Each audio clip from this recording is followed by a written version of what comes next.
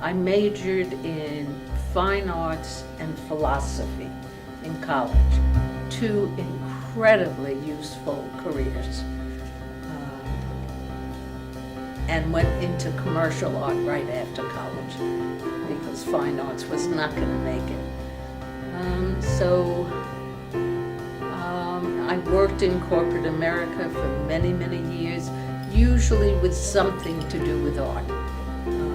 I was a book designer for the textbook division of publishing company and so on and so forth. But broadcasting was my longest commitment, I would say. And I loved doing that, but eventually I needed to do my art.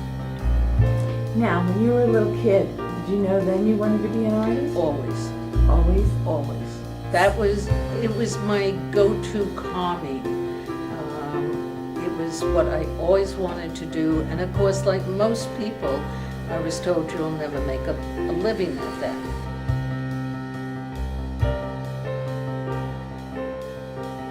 In Washington, D.C., they had party animals as their theme, and they invited artists from all over the country to decorate them. And they were bigger than life-size donkeys and elephants. I am not going to tell you which one I chose, but I'm from New York, so you could probably figure it out. So I got a commission to do one, and mine was called The Divine Miss Donkey. It was what Bette Midler would look like if she was a donkey. And she was so much fun to do. They had gotten the use of a building at an unused department store in downtown DC. And all the artists worked in this big, huge building. It was 4 or 5 stories high, and it was cold and damp and fabulous. And we all had our animals. They were so big you couldn't really transport them. And being in that atmosphere of all these creative people, I realized I couldn't go back to corporate America after that. The smell of the paint, it was the first time I had even heard about golden paints, and I started using them, and just being in that world, I had to go back, and I've been there ever since. Do you have kids? Oh, yes. Yeah? I have 3 children. They're all married. I have 8 grandchildren. So what was it like trying to be an artist and a businesswoman and having kids? Very difficult, because I was a single mom from the time my youngest was 2. I had a 2, 4, and 6-year-old. It was difficult, but I have always been an early riser, so I would get up at 4 o'clock every morning, and I didn't have a studio, of course. When you've got that many kids, every room is used by the kids. But I worked in the kitchen, and I would work for 2 to 3 hours till they got up and started getting them ready for school and what have you. And a funny little aside of that, the neighborhood children used to look in the window to see what I was working on. So one Halloween, I came home to find the following artists scribbled across my garage door. Like it was a bad word, I guess, but it was so funny. I left it up for a long time. Who were your influences, the early and maybe later? As far as famous artists, Modigliani is my number 1. I just adore his work. Matisse, the usual, Diebenkorn, oh my God, you know. And one of the greatest things today is having Pinterest. And I don't have to go to a museum unless it's convenient. I can spend hours at night just scrolling through Pinterest. Do you keep notebooks or scrapbooks or little idea things that help you? I used to, but mostly I do journaling. I use my old paintings, whether they're canvas or paper or scribble, and I keep everything. And I eventually make it into a journal. At the moment, I am making 8 journals, one for each of my grandchildren. How do you sell your art? I mean, how do you share your art with the rest of the world? It's a different world now than it was a short while ago. I mean, art is 99% of it, I think, is online, either through social media or just advertising online. Galleries, I'll be surprised at how many, I shouldn't say this first, but how many galleries will be up and functioning 15 years from now. I think for me, the gallery is a very necessary visual contact kind of place, but I certainly get most of my sales through social media and word of mouth. Does the gallery give you sort of a social environment or a way to share ideas with other artists? Absolutely. And a good deal of that kind of social interaction I get from teaching, because I teach adults. I teach 3 to 4 days a week. And unfortunately at the gallery I don't have time for too much socializing, because I'm always there for a meeting or hanging art or but I have to admit very honestly, it's gotten to the point where I don't really enjoy many conversations unless they're art related. You know, tell me what tools you're using, did you discover a new technique, where are you selling, where are you showing? I'm interested in that, but you know, don't tell me where you bought your latest big bargain. I don't care. You know, and I've gotten kind of rude about it. I think I just don't have the patience for anything but art.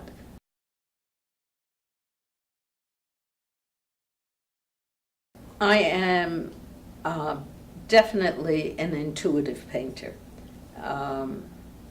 I paint, I think, well, I'm going to change that. I don't think. I paint through my hands, but it's not a conscious thing. I'm not trying to sound like I'm being spiritual. It's not like that. It's that I don't go toward a painting with a specific, I'm going to draw 3 boxes and they're going to be the following colors. I go and it's the canvas or the paper that invites me to decorate it, to work with it, to integrate with it. Has your how you paint and what you paint changed a lot since Oh, the beginning? definitely. So what did you do in the beginning? When I was in college, and I majored in art, as I said, everybody was doing abstract art, not me. I wanted to do realism, and I argued with my professors for 4 years.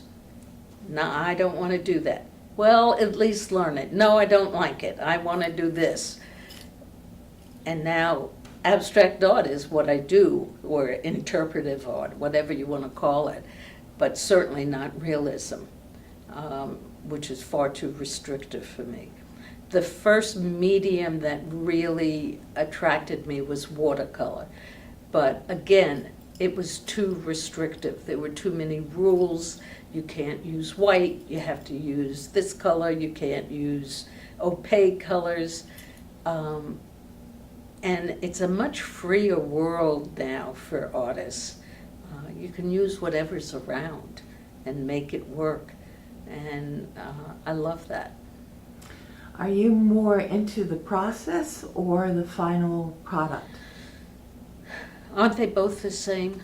Not always, not to all artists. Um, I mean, think about it, somebody like Jeff Koons. I don't think he's into the process at all. He's just into what happens at the end, you know? oh, I'm not sure that I could separate it. I know that the act of painting is the thing that gives me peace or a sense of completion, or even going so far as to say joy. If I'm having a particularly rough time, and like all people, I've had a couple of things in my life that were challenging, to put it mildly, painting was the answer for me. And it still is. It still is what I need to do. Making something, creating something is the thing that grounds me. How often are you in the studio working? Try not to be, but I am usually here 7 days a week. Have you ever gone from two-dimensional to three-dimensional things? Yes, I used to do a lot of sculptural type stuff. I did ceramics for a while. I loved it.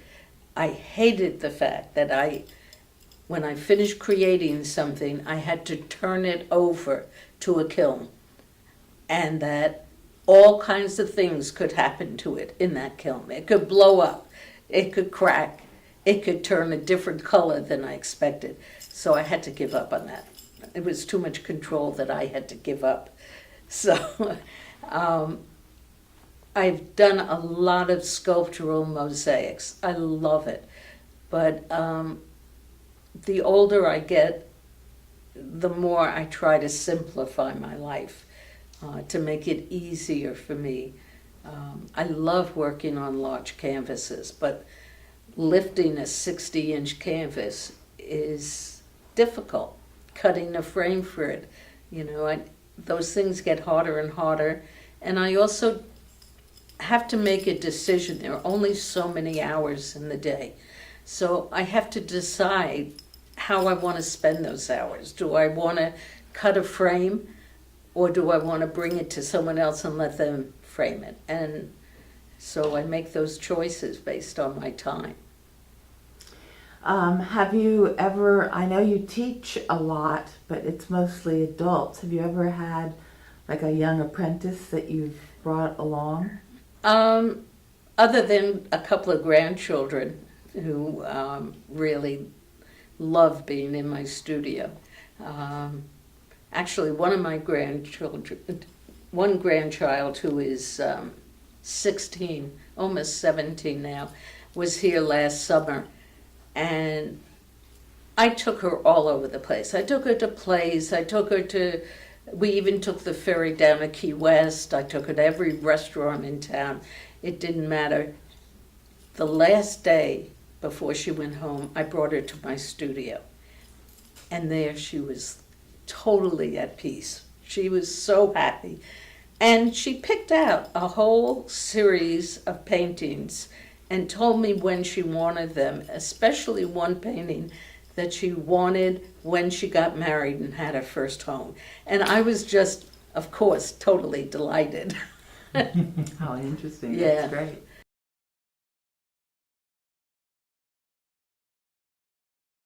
I think I said there is a very practical side of myself, and having been single for a lot of my life, I've been responsible for my own income.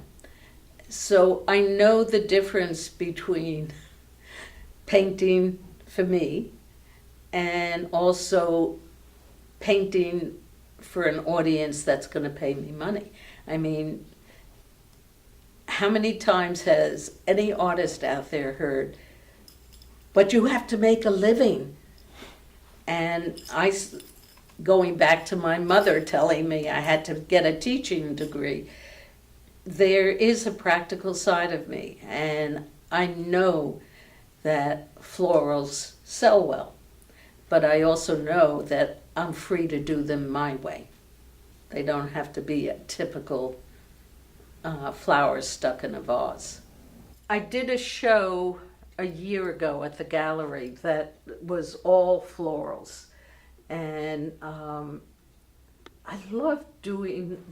There's sort of a I don't know, surreal quality to this in a way, because the objects in it are kind of floating in the painting. There's nothing that an instructor would call good perspective. And I've got a thing about crooked tables, and I just love doing that.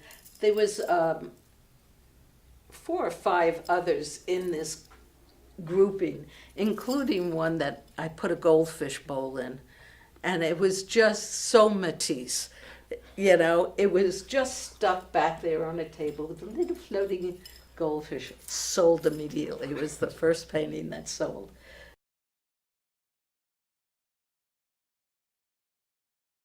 I think I am probably one of the luckiest people alive. I spend all of my time doing what I love doing. And very few people get a chance to do that. It's really a gift to me to be able to do that. So I might complain about a lot of things, especially the fact that I can't eat as much ice cream as I'd like, but I'm so grateful for being able to express myself this way. Peter and I, when we go to another artist's studio, a lot of times, or we go to the talks at the Ringling, we come away going, oh, now we gotta paint, and so that becomes, or create, or do something, that becomes an inspiration and a kick in the pants. Is there anything like that for you, whether it's other artists or places you've gone, or theater, or what, the movies, whatever? Well, certainly places, Santa Fe, Taos, all of New Mexico is probably one of my favorite out-of-town places. It's just the color, the depth of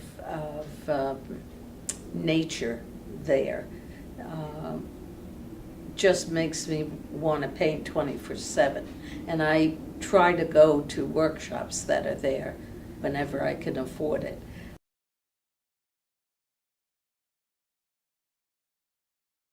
It's a hard question because I do paint all the time. I'm very selfish about it. A friend of mine very recently, last week, I was out to dinner with a girlfriend of mine, and she said, you know, you're really turning into a recluse. And I'm not. I just much prefer making art to anything else. It's really very simple. Many of the artists I've spoken with have said things like, if I miss a day, my husband will make me go into the studio.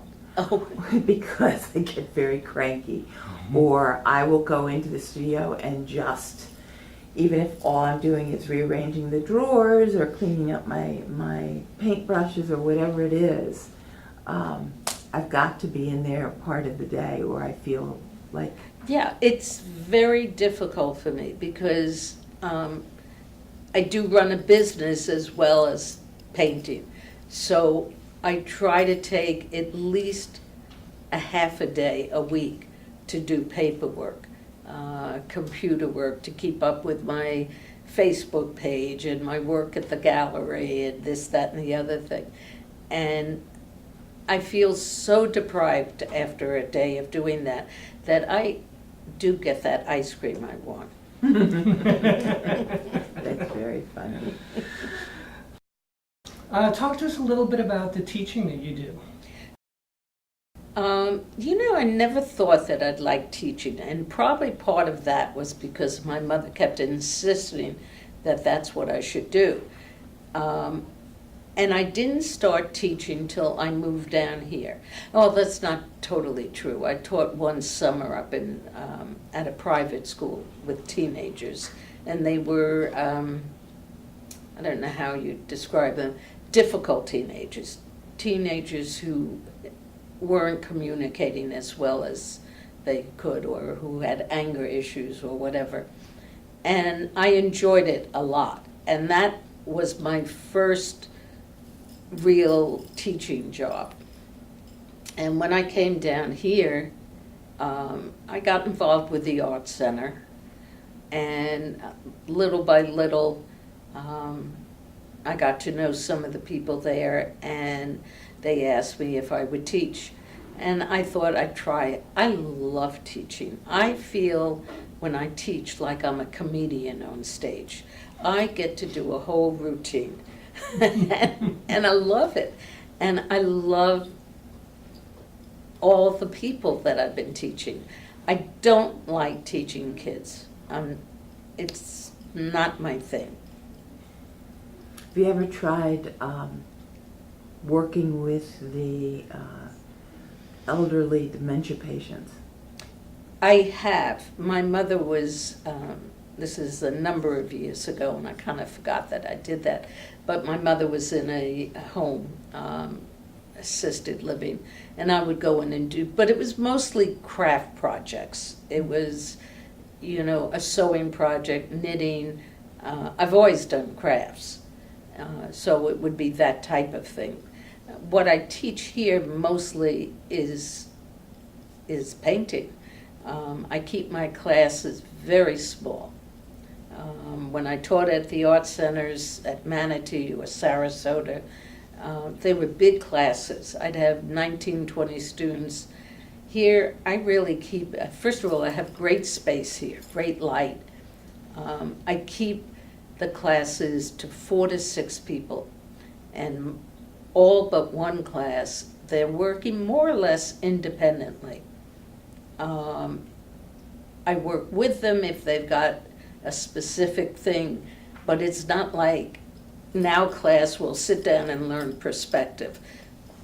It's where do you want to go with your art? And so I feel more in a guidance capacity than anything else, and it's very rewarding. A number of the students I've taught who never thought they'd sell a painting are now in galleries, so I love that.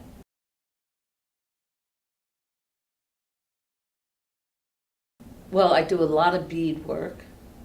I bead jewelry and bracelets, necklaces, things like that.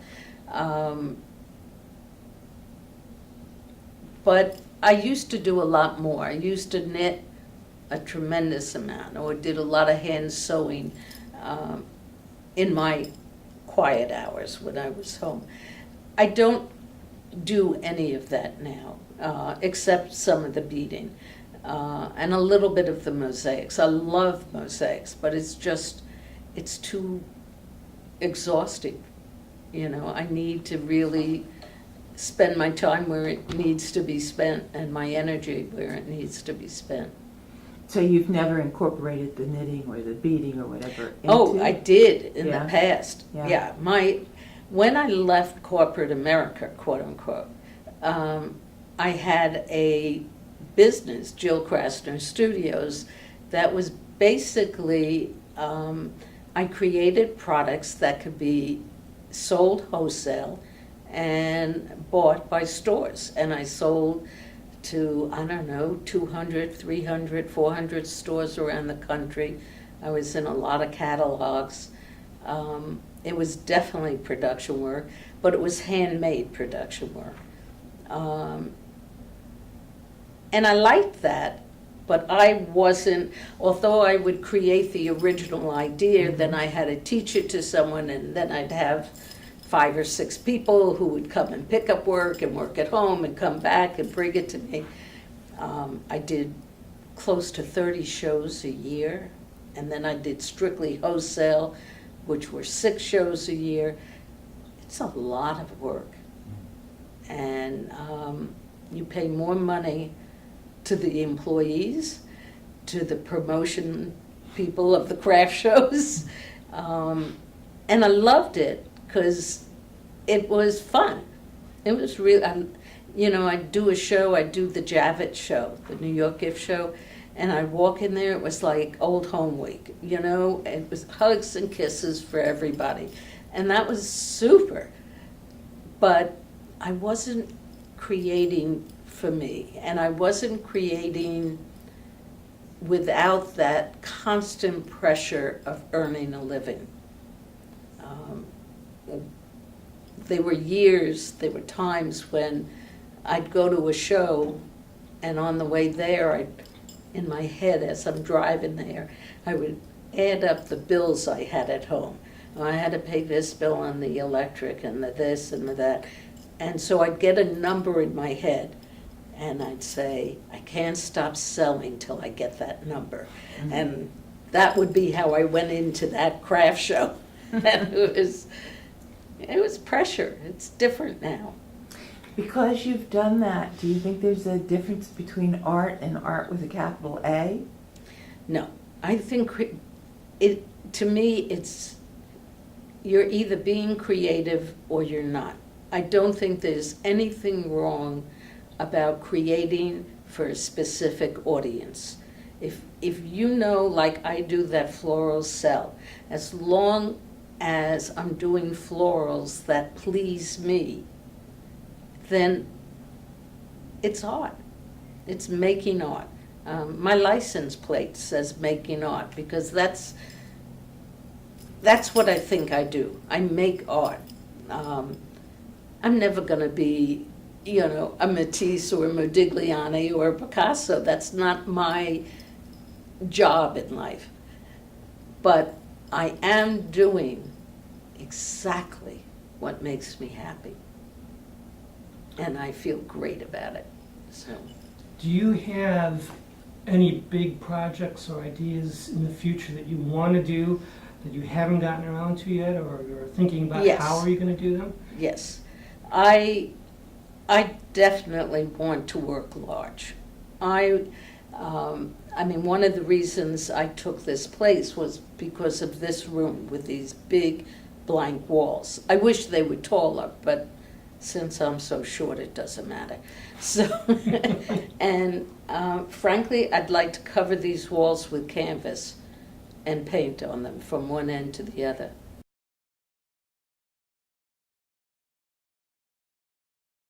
When I was in broadcasting, I started out as an art director for Metro Media, and one of the projects I was working on were doing promos, and I would storyboard them and make the artwork for them.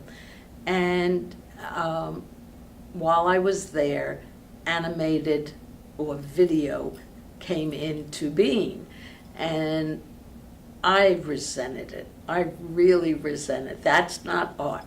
If you put it in a machine and you play with it, And I went up to New York.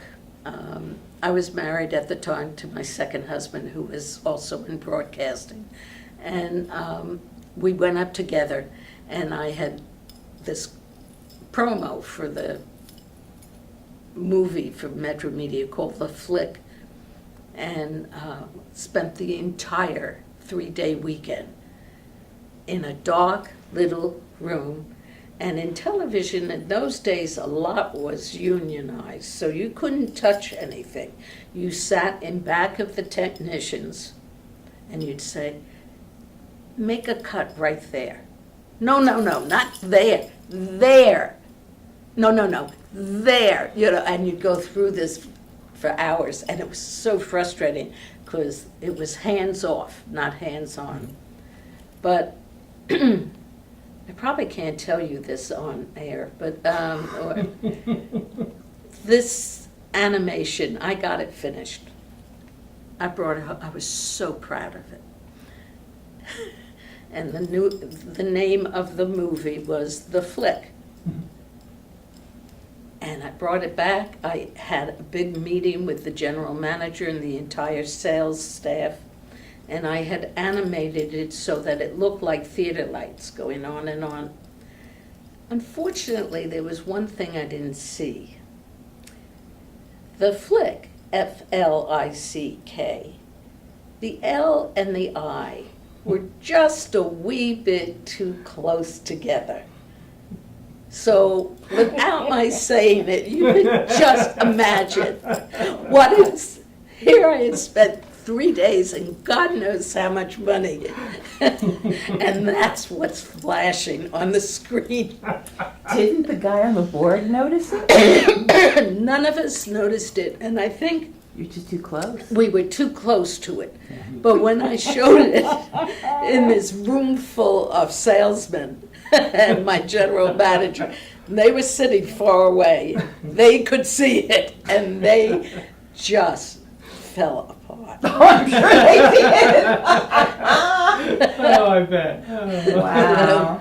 That was my first experience. I didn't really answer your question, though. That Who was- cares? Right.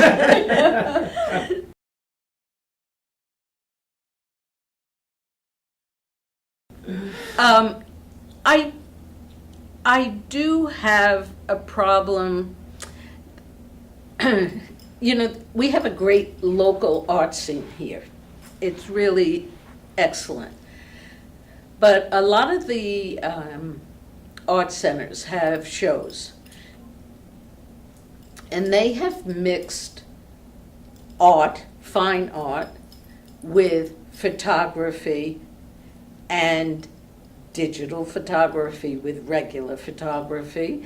And it just bothers me because I think each of those disciplines need to be juried on their own, independently.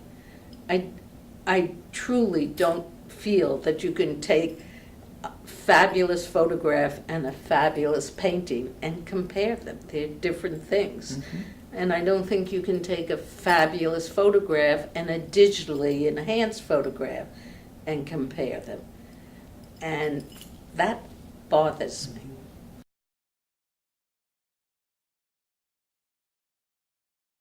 There are definitely paintings that I